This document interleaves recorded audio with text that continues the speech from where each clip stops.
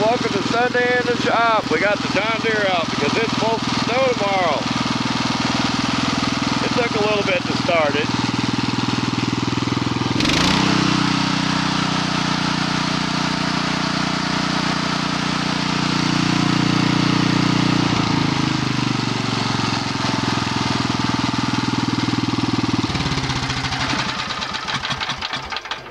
Took a little bit to start it. I had to crank it, not a whole lot, but it's been set for who knows how many months.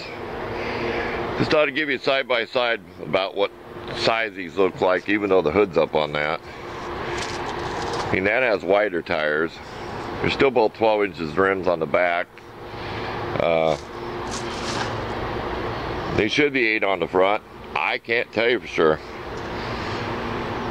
There you go. We won't spend too much time on this. We'll think of something else to show you. But yeah, it's nice out here. I have not looked at the thermometer. It's supposed to hit 60 today, but we're gonna get our chains put on today. So we'll show you that when we're done. We won't show you how to put them on really. We got to get that done. We got to get this put back in the shed for the winter and unhook the battery cable. When you store stuff, unhook your battery. Fire safety. So stay tuned, and we'll see what we can do for this video. We've got so much yard work stuff that we've been doing that that's what this video you can do. We always do this on a Sunday. This video will be getting ready for winter. Stay tuned. So much yard work stuff that we've been doing. Okay, we're back in the shop. Let's shut this off. This is our old camera we take outside when we do mechanic work stuff. The battery door broke, so we built this brass on it and put this. It does not work good on the tripod. It leans, and I can't even tell you what this model is. 16 megapixels, 5 times zoom. There we go. My first camera was an Icon. I never liked it. I hate to say it, but it was just nothing but a piece of junk. It was a little cheapy $70 camera, little red camera. When I went to this, I thought I really had it, because this always took good telemacro pictures. It's got a screensaver on there, because I never had one that scratched, so I put one on to make it look better. So I'd scratch it up before I put this on it. But there you go. There's that piece of junk import. Like I said, it always leaked out of there. And what I did on the old one, when I was sitting there one day, I kept playing with that Venturi tube, cranking it in and out to get it to seat, because that's what makes it drip out of the carburetor. It's not the float bowl like you think. Whatever happened to this, it would flood over, then it would not get any gas. So here's the box that it came in. I picked the best one on Amazon. I mean, I have a video on this. I picked the best one because it was the only one that had brass screws in it. The other ones were chrome looking. So this would be just parts. I'm going to take this, and on the other side, get this out of here. On the other side, this is all worn out. This piece is shot. I could probably epoxy, but it's all worn, and there's a pin went in there. So I don't know if these will come out of here. This is going to be a parts carb. That's all it's going to be. I mean, I could probably fix it, but I'd rather fix the original up. So that's enough of that subject. These fillers should really not be used unless it's on a car with a fuel pump, because even though I have that big tank gravity feed, that's why I put that clear one on, so I can see that it has gas in it, because these really are not supposed to be used on anything that does not have a fuel pump. But with all that 2.5 gallon tank up there, it's probably worked over the years. But even the glass one never fills up all the way. It fills about halfway. But I checked the flow of it. I didn't let it run on the ground. Sorry anybody worrying about the environment. When I put the glass one on before I added the other carburetor, I whipped it on and made sure the gas was pouring out. So we're leaving the glass one on so we can take a look at it. And have my fuel additives. I let it run out of gas in the float bowl, shut the gas off so it's semi-dry over the winter. And did that for storage, but I always have Seafoam and my Marble Mr. Oil mix in my fuel. You can actually see the tinge of the red. I put enough in there where you can see where it tints to gasoline. But we're going to take a break, then we'll get the chains on the John Deere. So we're using our good camera now, our PowerShot SX620HS with Wi-Fi and all the other goody stuff. 20-some times whatever zoom, 20 megapixels. So this is the one I'm normally using working out in the shop. I mean, it's my nice camera. So stay tuned. We don't want this to be a big, long video, but hey, we're getting ready for winter. We might as well make a Sunday in the shop video showing all the stuff, chores I have to do. So stay tuned. I hope this ain't too boring. Okay, nothing fancy on the chains. These are made for regular pickup truck chains. See how this flips over? If you can figure it out. This flips over like this, goes up in here, and then hooks over the side of this, so you don't need any tools. These are just like big giant rubber band O-rings. And then I just use zip ties. I used to use like links, the same as these, but I had them fall off. So I just zip tie it and I double it here. So as long as it looks pretty centered. I mean, the chains are about equal, how they come over the tire. They always hang over this way more because I hook the back and pull it tight this way. So this has weights on it, which I'll show you. I've had plenty of videos on this, made from brake hubs off my truck.